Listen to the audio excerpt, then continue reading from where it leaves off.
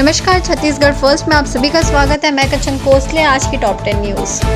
राष्ट्रपति कोविंद, पीएम मोदी समेत नेताओं ने दी गणतंत्र दिवस की शुभकामनाएं। इस बार का गणतंत्र दिवस समारोह कई मायनों में अलग है। राजपथ पर परेड देखने के लिए भी कम लोगों को बुलाया गया है। हर साल की तरह इस बार परेड देखने के लिए 15 साल से कम उम्र वाले बच्चों को भी नहीं बुलाया गया है।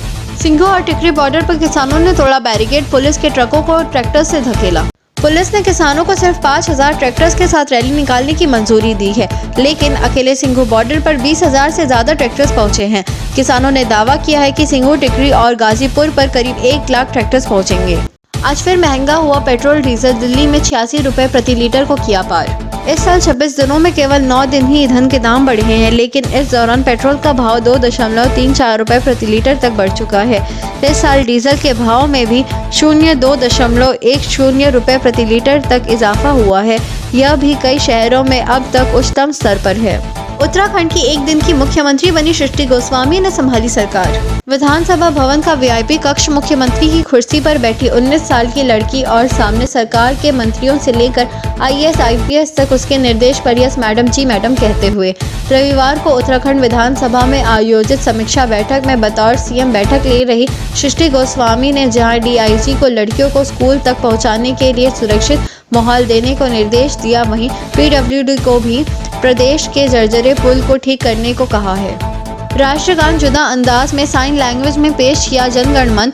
रायपुर के दिव्यांग स्टूडेंट्स ने इशारों में बताया, महीनों बाद मिला है सेलिब्रेशन का मौका। हाथों की उंगलियां तेजी से मुद्राएं बदलती रही। 52 सेकंड्स में देश के गौरव गाथ को परफॉर्म करने के चेहरों पे खुशी और आखिर में जय है वाली लाइन पर एक साथ सैल्यूट और एक हाथ से लहराते हुए तिरंगे का प्रतीक। इस अंदाज में रायपुर के दिव्यांग बच्चों ने देश के राष्ट्रगान जन गण मन को प्रस्तुत किया। गाड़ी के बहाने गणतंत्र की स्टीयरिंग। दंतेवाड़ा में सरेंडर कर चुके नक्सलियों को सीआरपीएफ जवान दे रहे वाहन चलाने की ट्रेनिंग, फिर बटालियन में ही मिलेगी नौकरी। छत्तीसगढ़ के बस्तर में गणतंत्र के दम पर राष्ट्रीय पर्वों का विरोध करने वाले नक्सलियों के हाथों में अब गाड़ी के बहाने गणतंत्र की स्टीयरिंग है।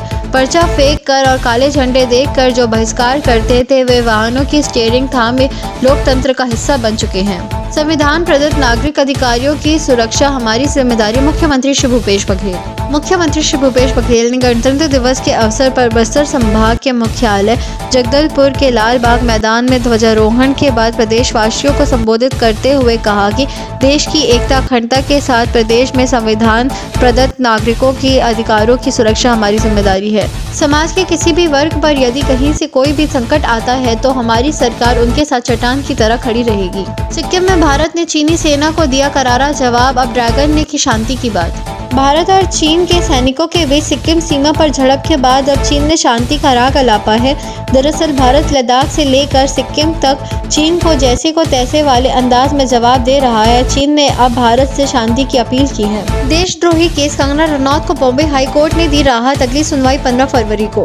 बॉम्बे हाई कोर्ट ने देशद्रोही केस में कंगना रनौत को बड़ी राहत दे दी। हाई कोर्ट ने इस मामले में सोमवार को सुनवाई स्थगित कर दी। अब इस मामले की सुनवाई 15 फरवरी को होगी। India versus England. Ben Stokes पहुंचे भारत, बताया कैसा बीतेगा क्वारंटीन। इस 29 साल के खिलाड़ी ने पृथकवास के अगले 5 दिनों के कार्यक्रम के बारे में भी बताया। इंग्लैंड के बाकी खिलाड़ियों के बुधवार को यहां पहुंचने की उम्मीद है। सभी खिलाड़ियों की कोविड-19 के लिए 6 दिनों में 3 बार परीक्षण किया जाएगा।